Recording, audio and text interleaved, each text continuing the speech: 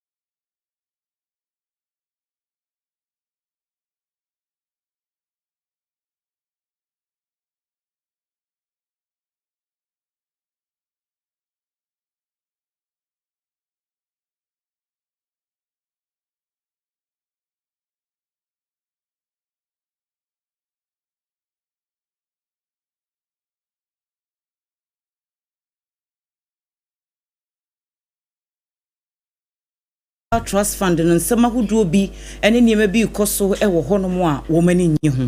ene wakwa apomuden mu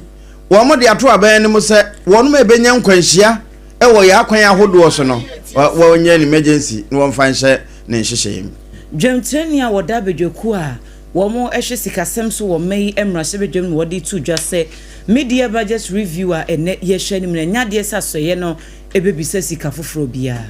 Enkrotam be sanso bi ewa hafoafa ho a ese wo mpa ya adwuma. Let there be light and there was light. Wonum so nkane an wanya bi.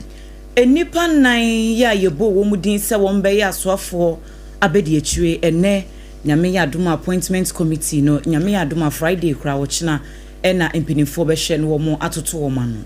Ene free forwarders for so ese enhyehye bi a Bank of Ghana edi ato apono so no ebeboa pa madwadi akoye yebekwa ama no nani akohwe nsem ahodo bi nso a efiri ho no mo ba foforo bi ka ho na no pay yede ne nyina esomo se na kodwogesi company limited anopa nonsia kasebo midin de adwoa asare anopa mene triple mine ejapia APAM DADAA adanse ho ne maka yan ho nyina no secure sanitary pad nti kase ne secure domenko ye ba sesia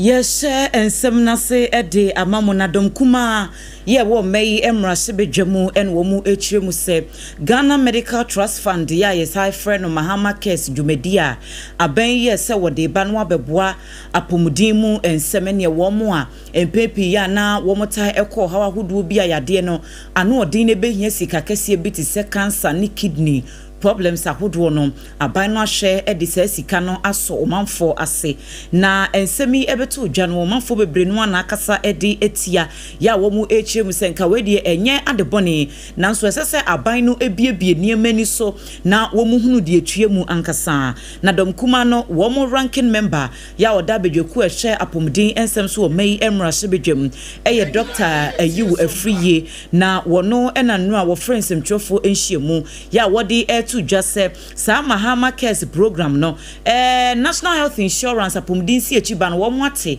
se wo de foto a ewo NHIS no mo ha mu nchichemu aduo no 20% ebeko na wo makodane ato Mahama Cares Fund no emu na etimi aboa eno na domkuma no kyerɛ sɛ we no eye unsustainable nya de a wo mbetimi aye akwakoduru akire sanse NHIS kura foto no oha wodo bebre wo hono mo sika wo munya wo hono mo kura no enya de sɛ wie mu peyo saa na mo san be yi wo ha mu chiche mu aduo no sɛ mo de koto Mahama Cares ni mu no eyade bi ebe ha dwene pa wo mo se agenda 111 programs ahodo bi a aban no eye sɛ wode ba kane aban no mampani ekufuado hospitals ahodo bi a na wo mu sisi bi wo hono mo anu wo mo awie etinke be ya wo mo dane hono kura nye specialist hospitals na yemfa mo anso niema bi a etise ase ena fe COVID-19 foto ahodo ni sika eba ye enyina mu no wo mbetimi akwakọ yi saa sika ni mu bi no wo mo de abeso Mahama Cares Fund no ase na se wo mo bebo foto foforo na echire no wo mo akọkọ pesika wo mo de ba be de wo se enya de a ebebo akra ye ba committee no ye ho firi mu kuma yamfa ye ho anhye ho ye support and your bar floor no so near support it because we don't want 20% of the NHI fund to finance that. Your percent almost share COVID. Yep, almost your campaign no one say almost COVID nephew but over no so we say APAM here I was say a year specialist hospitals. I was say a year more specialist training and subspecialty training. I was say a year side free NHI and untino ebusiafo ya na ka say your best scrap it sa fund but ya scrap it bio. And no na I was say a year man yetimi koyi sa sika ne yede ye na ye NHI for de NHI de ne so mo ya ohiani no se bi okọ hospital a obest start ye fu botum ani ekotie ye eye ranking member woda committee ya wo mo hwe apomudin ensem so ewo omai emrahye bedwam Dr. Nana Ayiwu Afriye ene yenwura sikasemu bra ye free Dr. Nana Ayiwu Afriye wono mo nhyehyeye no eho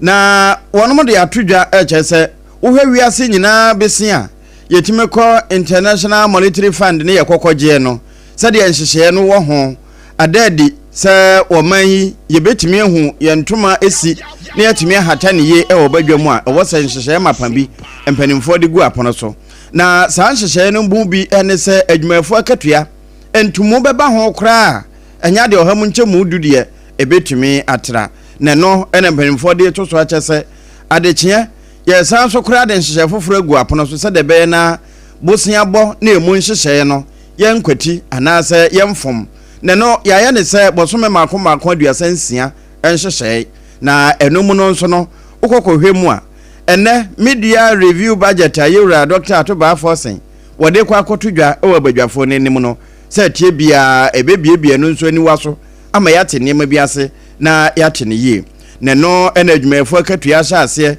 ebinum esusudwetire se ebehia se wonmo nema binum a eka wadwuma ho nti no anka akatua no ebi mmeka ho nanso mampani ne NDC aba etoso mienu aye nhyehyeye se mpo ka da ho no ne yantimi antua ni nyina enya de ebesan so abofoforo bi ade agum nti niema hodo bi ayekra de ba o man yi mu nanso ya yehwe yen ho a yebetimi akutakutam abra yenkra no ne nyina ewose yetete so afei kwan fa so di ensika no nso ewose no nso yetwa aba ahwe ano na yetimi edinu nkakra akra nkumankuma mu na adoma boa ama kakese eda ho no yetimi ate so bi se yentimi antua ne nyina akra mfiri ho a eno na ebema se yesa akopa besia bi wo a wombehu sampa yedi nokre na afenhye nso yedi so womotimi pagade ni ho ede ahye yensem na media budget no ye ka ho asemi dwemtirani ya woda committee a wo mo ne share economy ni development so e wo mai emrase bedwem eye owura Erika Ford ya to just say nyame ya domu a ene ya ye share nim so mai photo sam for Dr. Kasiela to Forsen wo ba be piemu e wo mai emrase bedwem no de media budget review no abano wo se enya de aso ye hwe sikasem so wo mo ebesan edi sika foforo bia ababe to just say ministry no ehia edi aye adwuma wo se march bosum no emu no oman so afo hwe sikasem so beka se ministry no wo mo atwa sika bia to ho no eno no wo mo hwe se wo mo ede bebo ho bra ye 293 billion Ghana cedis no wo se sika no enya de bibi foforo bia ebeba de wo mo di kan ye e wo march mu no sa pepepe enetie. Investigation I've done so far, the government will not come to the house to ask for additional funds. That's the first thing I want us to establish. We are not coming to the house to, ask for additional funds to execute the budget or the budget for 2025. What we are going to do is that we are going to stay within the appropriation, 293 billion that was programmed to execute the 2025 budget. For that matter, the presentation will be done through a statement, not through a motion. A statement means that the government is not asking for additional funds. So, and what she and Ray assign edituja and was say media budget review no the Ababe Jinaso Kessie pa enyuma hodo ne programs akese bi te se big push ene ne NDC aban yi womo aye womo adwene se womo de beba na aboa aso Ghana asene.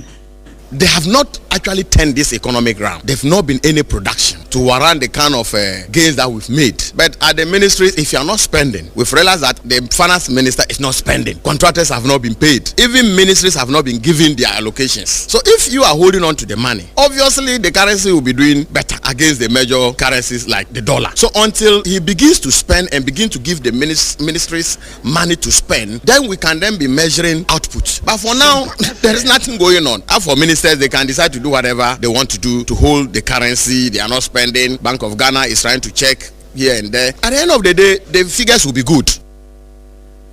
Ora Erica Funa ejum treni ya woda economy any development abedwoku no so ewo omei emra sebedwam na yenkwa manefofro mu enkramantam regional police command no wo se wo machire enipa mieno ya wo so ehu bon basabasa yo a ekoso ewo Ablekuma North wabra na yeto aba akwakoyi emra sebedwani fofro eye efiada July ni da na etoso edubako ewo afiye mu na suspect na prosifo achire wo mu odi kan eye Musa Muntari ya onu edi mfihia no eduanan ensia 46 years wo mo kira wo station manager ewo STC ena Ali Said nso adodo no afre no Mboma wono no edi mfihia no eduanan miensa 43 years ya wo ye businessman wo mu mienu nyina ebo aprosifo amanhwehwemu akonkan na enkrata mu no regional police command no edi arehwemu nsam kwa mo manfo se wo mawiata so pass nipa enam wo mo so wo koye basabasa yo ewo Ablekuma North hono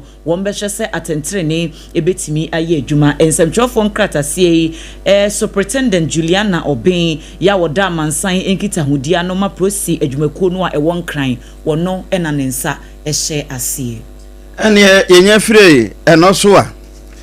yebeda post sadom na se service with integrity no aye adwuma ye wuransem fofurum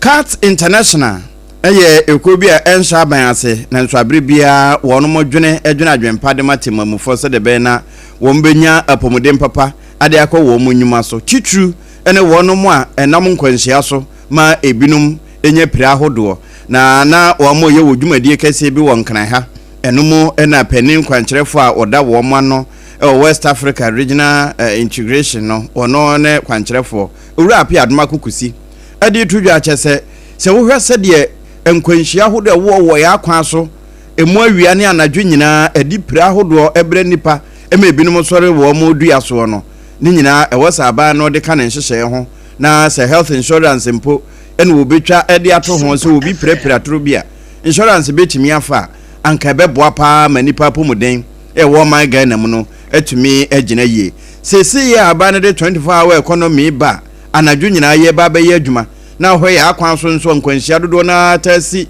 anadwo no ebehia se wo behye ne mamu kena pa eno achi akade ahodo adokotafo ede ye adwuma nso no ewo se no nso wo ma double na wasan so kura etwa sika bitu akire na adoma timi asoso asene na enkomodiem na ode ba beto so achese ye shafi ya se ayankonuru ba bi afi ne ya pai mu no se wo hwe nkwanhia ahodo asia asante mantano na ehuradi kan wo mo kenkan nipa be se empim mienu ahanu ni du na enam nkwanhia so ewo afia mu ewia nkana ne di ho empim mienu ahanu ni num ansa na apoema ntanso atweneti na afoforo no nso adidi so saa se dabodabo ne mma na ebehia yie se aban no de beka ne nhyehyɛ ho na adoma boa mo obi prepre bia wono nkontimi nso mu a aban asom ama enema asesa no wanya na pomoden e de asom my Ghana e 24 hour economy no. As a country to be able to make sure that we can reduce road crashes. First one, we are saying that government should declare road crashes as a national public health emergency, placing it at par with pandemics and natural disasters and increasing funding for road safety institutions. Number one. Number two, we are calling on government to amend the road traffic regulation LI 2180 to regulate commercial motorcycles and tricycles operations with a clear licensing, training and safety standards. Yewura api aduma kukusi wono eneye National Road Safety Authority no womo star 66 womo kenkan wono eye pani a woda West Africa Regional Integration and no CAT International wono na kasa yi Wonsen foforo mu nyame yadoma wochina omayi emra shebedwam appointment committee no ebetna se na bacha etwato okra empinifo ahodo bia yebubo wo mudin se wo meye aswafo abedi etire no ochina ena yebetoto sankrofo nyina ano na sede article 78 clause 1 ene 79 clause 1 no etie ewo amamramu no eno emo mampanyi tumi se wotimi ebu obidin se wo meye swafo anasa abedi etire wa bra wo ne emrase bedwano edi enkomamante ase aye dwuma na wo mo a ochina ye hwe nim se ye bevete wo mo no eye jomoro mrase bedwani dokasa fotofe wono no eba be ye swafo abedi etire wo ba be hwe akobedi ensem so James Jachi kwesi na wo ya Asen North mrase bedwani enso eba be hwe asoye a ehwe amanone ensem so se Deputy Minister Mohammed Adam Suparu ya wono eye Sesala West MP so nyame yadoma wo china wo mtoto na no wo mgine tumu a asoye a ehwe nkitahudie ena afei abefu nimdie eso communication digital technology ni innovations no ono ena eba be yesoafo abediechi ena afei di otwato eye Dr. Grace Ayensu Dankwa MP for Esikado Ketan abato empeswaso wono so eba be yesoafo abediechira wo ba be hye apomudin ensem so ntinyame yadoma wo china ye hye nim se savet ne bekoso ekoso nso a ehu amanebo ye de bebremu ene ansana yebekọ na fe yaboafo nkrato yakwa akofa de abrewa no pay na na kwadwoje si no nsi abremu kase ebom no ma memfo nwura free forwarders for wo maboboa no na wonom so aka nsem bi se Bank of Ghana ne daily exchange rate no ya wode abana ewo port ho no ewo se ewo ba bia na wonom a ehye sumu edi dwuma no wonom ntimi amu wo man ya mfaso titu ne wonom ebesi afiri baabi no opese wonsansan wonom sika na wonom se wone shipping companies ni bia didi nkomo a wom de aka na no bosomi de na etoso adunu mienu ena na wo mo ka chawum se wom niema no wom awia mom se de be na eniema betimi asesa na owura Dennis amfo sifa wono president edema chamber wone nsantwerofo edi nkomo ena wo biebie nsem nani so de wono pese mpanimfo emfanka wo mo nhyehyeye ho na matemamufo eho ahenha wo mo tituru ewo neto ne neto mo. We would also want government to go a step further. That yes, even though you are directing these lines and vendors within the port community to display their exchange rate, we would wish they would enforce that their exchange rate will be between the market limit, so that it's not going to be an arbitrary rate. It should be within either the interbank rate that has been set by the Bank of Ghana or among commercial banks within the country. Eno Yewura Dennis amfo sefa na wote nenkan na yeda so gina mu no ma memfa onwura afo ano ene na afa na baabi ti se kwakunum mobroben nyambe kire sunkwa ene enkrotama hodo bi keka bomu a eduru be senson ni nyina wo afo ano Southwest mensen no mu wono mabompa ye firibra ye ndepenso ye wo mo besi na fe na wo mo nyankane a na eno no peni a ono na ye abankrache ewo mpotem ho honorable Abubakar Sadiq wode nensam tudwa bra wone communities no edi ahia empire wo mabo ne die nti afi ene nyame atie wo musufre se die matin mo na hwe a na nkane ansem no problem o men cha de ene ni china ya boa aso communities be 22 ya BRF no SO7 na ECD for so ASO 15 na mbwa china within this week ma committees nkwa 22 in Kenya na before say ebia twa within 2 years no na shemo boso na John Dramani Mahama kasi bibia in Kenya ni bibia no make sure say bia in Kenya be there kebeko mo musa assurance no say before 2028 I have to have a union. Now be dear any of our Southwest and Kenya anyway. Therefore, some of the young Kenya. Yewra Abubakar Sadiq, wakasa wie no ena temamufua wono mo wo nyambe kire ene enkura hodoa wono mo so nyankane no e kire wo mani so e kire aban no sanda na so yenkunimdie in life say ukobe mni aso kane dia na se nsraba kwakunu fo edamosio eni aje na yeti wura hana ye ni light na nyame ya do na se ye nya light ye se ye ni je ye charge ye light ya je se ye kwa wi oso ye kwa ye hani moto ye ba ye hani moto ene de ni se nyame ya adom ye nya bibia free enti ye we are very happy and what happens is that business will go to run. We are very happy with the youth, the what they call the old, the age, and everyone. We are very happy.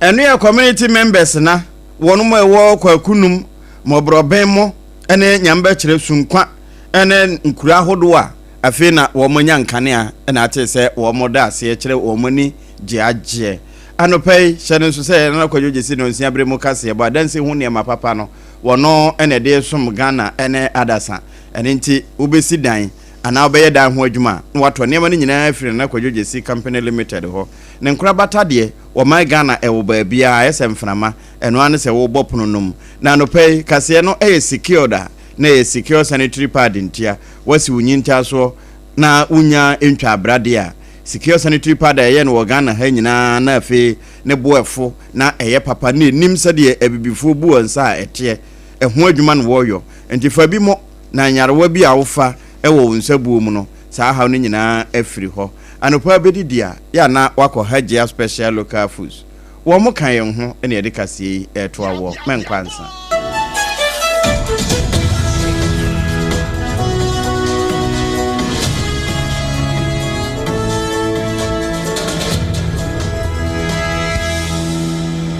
Munde dinam se menya foreign call. Hello papa, what doba do be any o? Se me feel London, eko US o. Na no kwade wo kura fa me bo mamania. Na papa mo hote sei. Awurade aduma haboko. Na kujejesi, eko bo sempene mo. De woton adansi ho niam no nso. Wo hye ho de. Oh, wo hye ho. Eko ba, mesi wo bo aduma kura sere kane no a. Na wo dro US won so manfo bo ndin sa na. Papa US hakura de. Na kujejesi company limited agi ba bia. Wo Holland, Germany, France, Italy, London, Canada. Eba adansi ho niam dia. Obia se na kujejesi company limited. Na matese wo bie depo kesie bi e wo kasoa. Eho na wo bia koto adansi ho niam. Na eye no kura papa. Oh, eye no kura pa. A police station in Chanhua. Ekuo ba sempre mo no. Onye mereda. Hwe, we kura no miensamua ene obi en foforo yawo. Ba ko abu akwase paase kumase. Ene ba ko so pokua se nkran ha. Obi ase na kodwogasi eye bemaba. E wo dansi mu. Woton cement, iron rods, banding wires, and adua plywood and just said about dance roll. Te se bibia de hye adansi ase de ko wie. Depo no nyina nso eye tufo bo. Wo du ka mu a, wo ko ja free. Akra wuyi kaswa depo ene pokrasi de no kra to nchen a wasa wobu akoteman Tantra Hill Iron City amanfrom wasa bie depo kese so e wo Koshiman Kumasi sepase depo no kra da nchen a ebisu magazine road head office no wa bie depo kese so e wo da de ntam edwesu Akra road femeswa opposite Alhaji Celia ampaba meboshen Tanoso Breman and Amanfrum. Numbers of man for the free 0244 313 752 and 0244 41 93. Nana Kujejesi Company Limited. A Kuabas in Endpoint Homeopathy Clinic. Ghana had the Obian himself a prostate. Na baby omutibi screening Emma Huni etuasia. Na a Endpoint Homeopathy Clinic. Anasa a kidney, a liver problem. Wofa baby and ajo. Na dear friend premature ejaculation. No, bear maybe a one would offer Quaquasia. asa wo di ne ho agro asa wo tonte ene ebra endpoint homeopathy clinic na ye moa ema ne mema mo pa wo eye endpoint homeopathy clinic wo mo dem fua yare bia infections bi ne wo ho anase bia wo hwa wo fa ba bi na adwodwo kidney problem prostate de eye endpoint homeopathy clinic kuma se ubehu endpoint homeopathy clinic e wo kronoma bohia ena akra hanso so de wo mo gina mu ankasa e wo spintex bebre friend share signboard no huduro na ubusasa wo pe endpoint homeopathy clinic obia ebe kiro for endpoint e wo 0244 867068 and 0274234321 endpoint homeopathy clinic wo mo dem fua Kweku minim se waye she me kraman nane na so ebony show ho embaso Mane Honsepeno. Ebony condoms comes in different flavors and available in all pharmacies, chemical shops, over-the-counter shops, and pubs. For bulk purchases, contact 055-230-0075. Ebony condoms, Ghana's most pleasurable condoms. Make it worth it. We got peppermint, strawberry, vanilla, chocolate. We got peppermint, strawberry, vanilla, chocolate. Et dans les vieux mis à condom, les condoms moulés à l'église. Eura, me pacho brana me sha de wo bagi. Bra, aden, enen so biem. Hey, time heba me sha ya me ka se yi ba kwin. Ani wa yi me ensen. Bra, sanya time heba me sha esia jimi ni me fiefo enya de abako ebeso yen. We de udi se ofa ni nyina. Time heba me sha me ka se me di wa dance ya heaven ene de me kwa akopie. Enti se malaria we draw ne time heba mixture. Enye enunku o, de nanum ato a wontimi anidie no. Time heba mixture duro no ene ye ma wo. Oba a wafa afuro de o ma akwada nofo. Ene akwada woni mfie dumienu entimi num aduro yi bi. Se obeto aduro yi bi anuma, hwe se wakọ hospital anase lab am ye hu se wo atridie malaria yi bi ansa. Se o petam heba mixture enu dudu atu a, fo ani kire KNG Herbal Center ewo Emrom Abidjan House. Ana ba ko so wo atonsu Monaco Junction. Eno echi obenya bi atowo over the counter medicine sellers. Eni herbal shop dodo na emu. Fre 0244 417669. Kayo set time no TIME time herbal mixture afi malaria fever bi adani ziba ewo munu betu akọ. FDA agi adwade nkratu yi atum.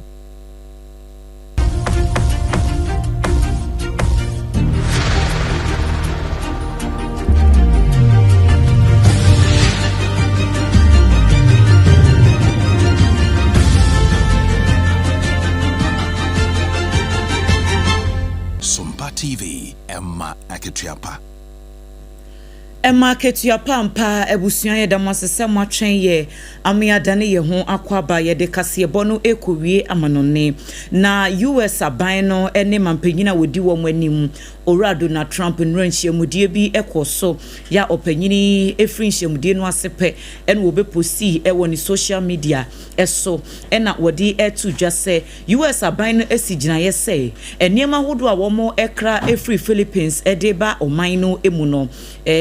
ohamu nchichemu edunkron ene eto fofora womo edeba beto sa imports no eso se de beye betimi aboa ama Philippines hono no nso womo ekira na nsemu ntem womo so eye US fo ni bisa ema ene tax no na nya senkumanti wedie do me I do you ena Donald Trump eye ewo ehonom no na wochiremu se enhyiamudie no a enura ekoso no na eye trade deal bi a wom kodi hu nkomomante ase eye adwuma enti nyame ya domo a free August ni da edikan ena sa 19% tax na wom de ato import ahodo eso no